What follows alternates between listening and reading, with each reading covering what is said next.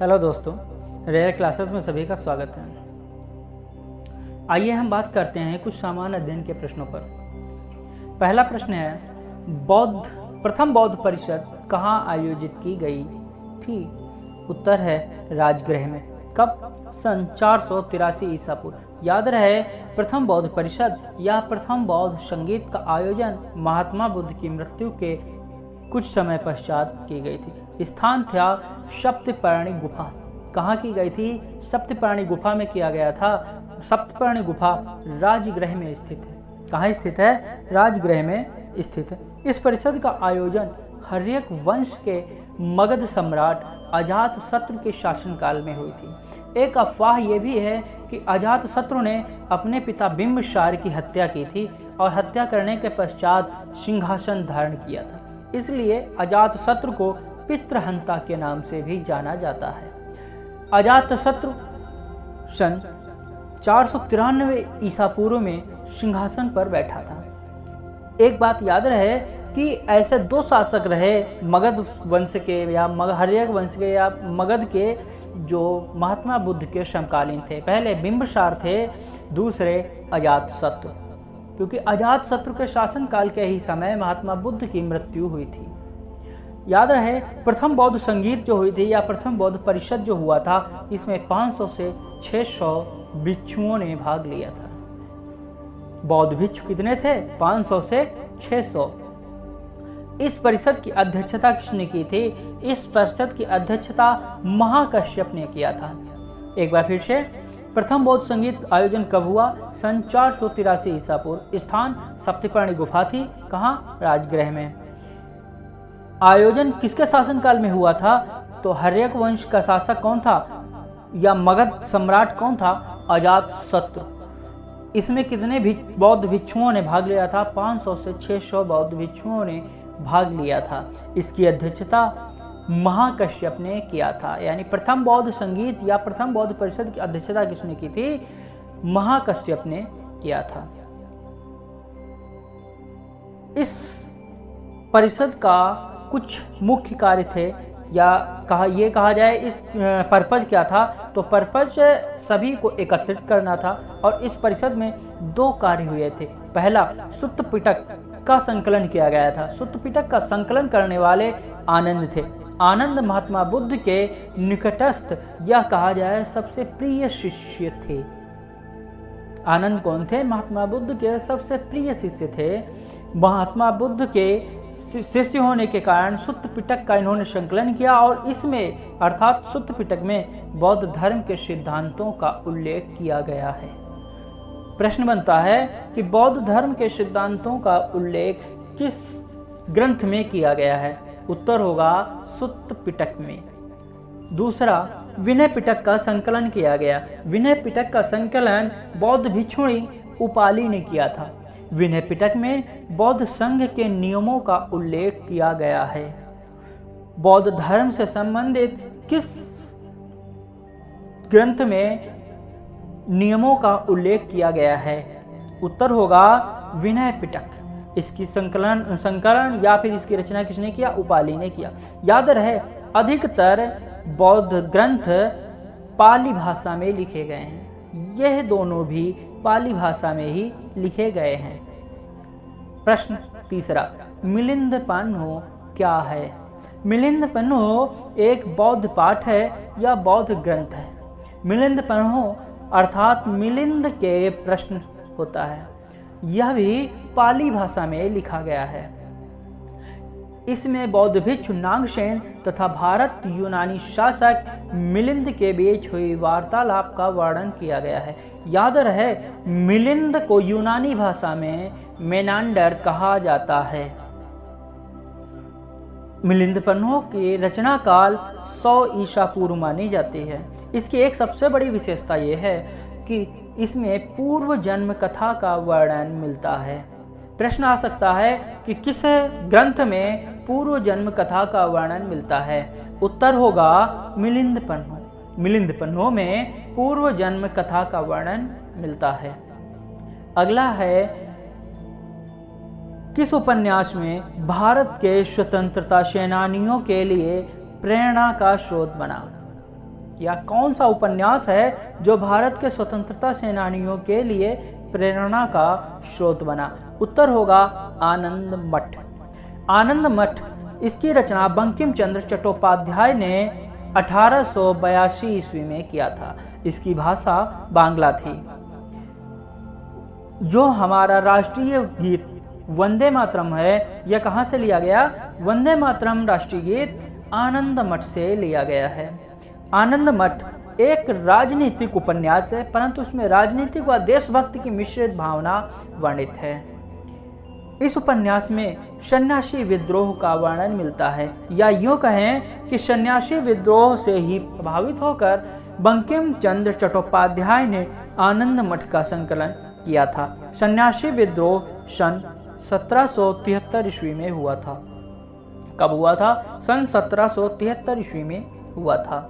अगला है नेक्स्ट प्रश्न कि किसने भारत छोड़ो आंदोलन के दौरान बॉम्बे के ग्वालियर टैंक मैदान में भारतीय राष्ट्रीय ध्वज का या भारतीय राष्ट्रीय कांग्रेस का ध्वज फहराया था? उत्तर होगा अरुणा अशरफ अली। क्या उत्तर होगा? अरुणा अशरफ अली। अरुणा, इनका पूरा नाम अरुणा था, आसफ अली इनके पति का नाम था। अरुणा एक बंगाली ब्राह्मण परिवार में जन्मी थी, अर्थात ये कौन थी? ये एक ब्राह्मण थी। इनका जन्म 16 जुलाई 1909 में वर्तमान पंजाब के कालका में हुआ था, परंतु जिस समय इनका जन्म हुआ था उस समय कालका हरियाणा में पड़ता था। किसका भाग था? हरियाणा राज्य का भाग था, परंतु वर्तमान में यह पंजाब राज्य का क्षेत्र है। इनकी मृत्यु सन 1996 में हुई थी। याद रहे कि अरुणा आसफ अली को भारत रत्न से भी सम्मानित किया गया। जी हाँ, देश का सर्वोच्च नागरिक सम्मान या सर्वोच्च नागरिक पुरस्कार भारत रत्न भी किसे मिला? अरुणा आसफ अली को मिला। कब मिला था? 1997 में। 1997 में अरुणा आसफ अली को भारत रत्न से सम्मानित किया गया। अगला प्रश्न है कि कौन सा गवर्नर जनरल ठगी प्रथा के उन्मूलन से संबंधित था? इसका उत्तर होगा लॉर्ड विलियम बेंटिंक। जी हाँ, लॉर्ड विलियम बेंटिंक ने 1930 में ठगी प्रथा पर प्रतिबंध लगा दिया था। ठगी प्रथा कब समाप्त हुआ? 1930 में। किसके द्वारा? विलियम बेंटिंक के द्वारा। विलियम बेंटिंक ने कैप्टन स्लीमैन को ठगी प्रथा के या ठगों के विरुद्ध कार्रवाई करने के लिए नियुक्त किया। प्रश्न आता है कि देखो, इसका 3 प्रश्न बनते हैं। पहला है कि ठगी प्रथा पर प्रतिबंध किसने लगाया? उत्तर होगा विलियम बेंटिंक। कब? 1930 में। ठगी प्रथा पर कार्रवाई करने के लिए विलियम बेंटिंक ने किसे नियुक्त किया? तो कैप्टन स्लीमैन को नियुक्त किया। अगला प्रश्न है, राज सिंहासन पर बैठने वाला या बैठने वाली सबसे अधिक आयु की राजा या रानी कौन है?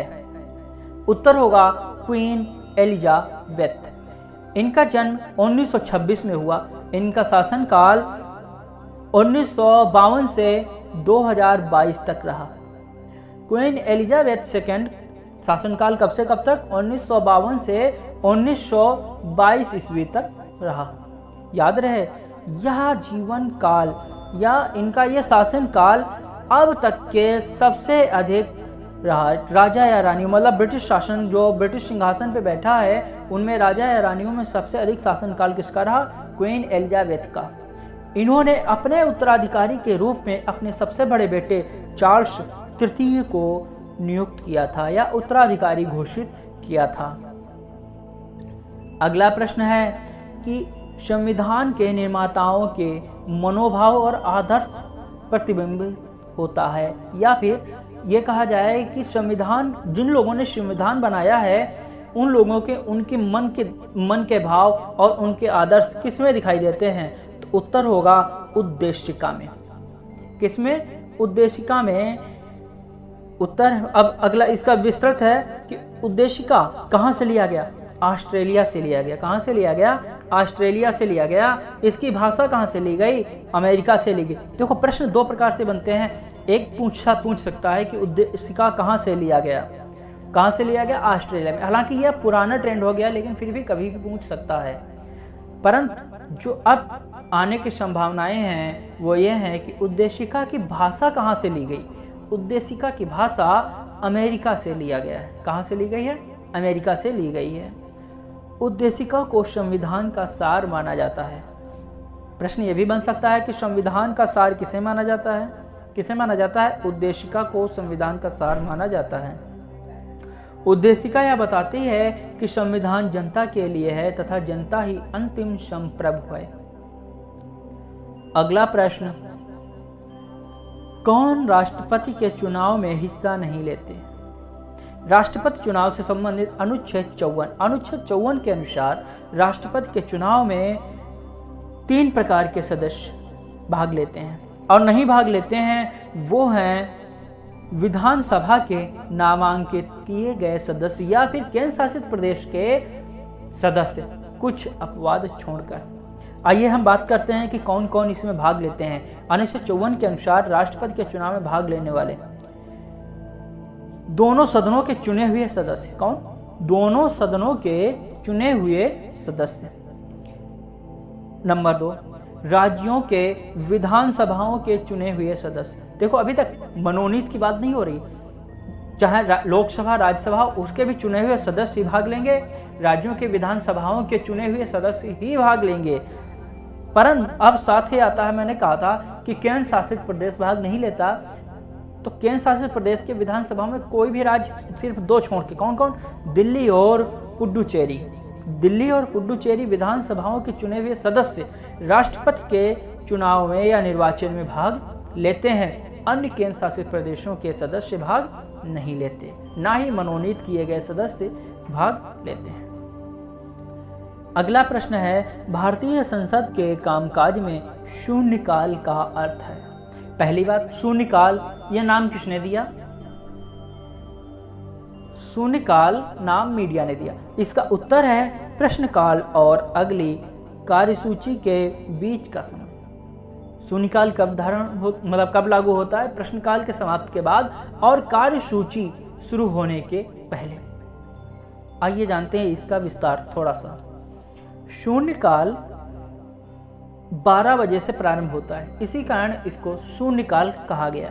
इसका नामकरण मीडिया ने किया। शून्यकाल या प्रश्नकाल के बाद का समय होता है। प्रश्नकाल कब से शुरू होता है? 10 बजे से शुरू होता है।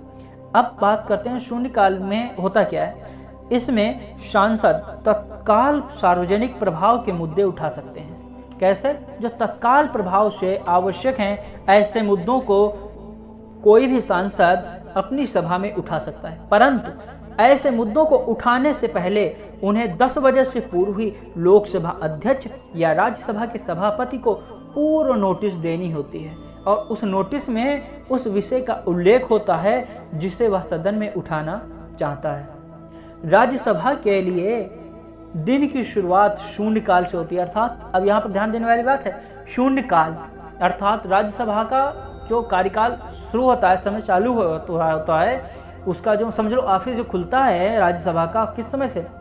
12 बजे से, अर्थात शून्यकाल से शुरू होता है। परंतु लोकसभा का प्रश्नकाल से अर्थात 10 बजे से कार्यकाल चालू हो जाता है या काम 10 बजे से ही लोकसभा में चालू हो जाता है। आइए अगला प्रश्न है, निम्नलिखित में से कौन सी नदी हिमालय से परे की नदी है या हिमालय पार की नदी है?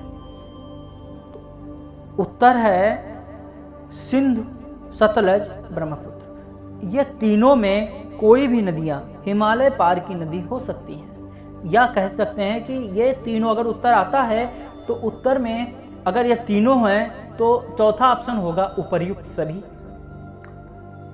तो 3 के तीनों हिमालय पार की नदी हैं या हिमालय से परे की नदी हैं। अन्य नदियां हिमालय से परे की नदियां नहीं हैं। याद रहे, सिंधु नदी का उद्गम स्थल तिब्बत के मानसरोवर के निकट सिंध का बाब जलधारा से माना जाता है। किससे? सिंध का बाब जलधारा से माना जाता है। सिंधु नदी 2880 किलोमीटर रन करती है, परंतु यह भारत में 1114 किलोमीटर ही रन करती है। अगला कि सतलज नदी का उद्गम स्थल भी मानसरोवर के निकट राक्षस ताल हिमनद से माना जाता है। किससे माना जाता है? राक्षस ताल हिमनद से माना जाता है। सतलज नदी की लंबाई 1500 किलोमीटर है। सतलज नदी पंजनाद में चिनाब नदी से मिल जाती है। किससे मिल जाती है? चिनाब नदी से मिल जाती है। और चिनाब नदी किससे मिल जाती है? सिंधु नदी से मिल जाती है। सिंधु नदी तिब्बत, भारत और पाकिस्तान होते हुए अरब सागर में मिल जाती है। कहाँ मिल जाती है? अरब सागर में मिल जाती है। अर्थात सिंधु नदी भी तिब्बत, भारत और पाकिस्तान में बहती है, जबकि सतलज केवल तिब्बत और भारत में बहती है, क्योंकि यह पंजनाद में चिनाब नदी से आकर मिल जाती है। अगला है नदी ब्रह्मपुत्र। ब्रह्मपुत्र तिब्बत के पुरंग जिले में स्थित मानसरोवर झील के निकट से निकलती है। कहाँ से निकलती है? मानसरोवर झील के निकट से निकलती है। यह भी अर्थात ब्रह्मपुत्र भी तिब्बत, भारत और बांग्लादेश में होकर बहती है। ब्रह्मपुत्र नदी की कुल लंबाई 2900 किलोमीटर है। कितनी है? 2900 किलोमीटर है। कहाँ कहाँ से निकलती है? कहाँ कहाँ से होकर बहती है? तिब्बत, भारत और बांग्लादेश से बहती है। अर्थात हिमालय से परे की कितनी नदियां हैं? 3 नदियां हैं, सिंधु, सतलज और ब्रह्मपुत्र। हमारा आज का सेशन सुनने के लिए धन्यवाद। आपसे विनती है, आपसे अनुरोध है कि आप हमारे इस सेशन को अधिक से अधिक लोगों तक पहुंचाएं। धन्यवाद।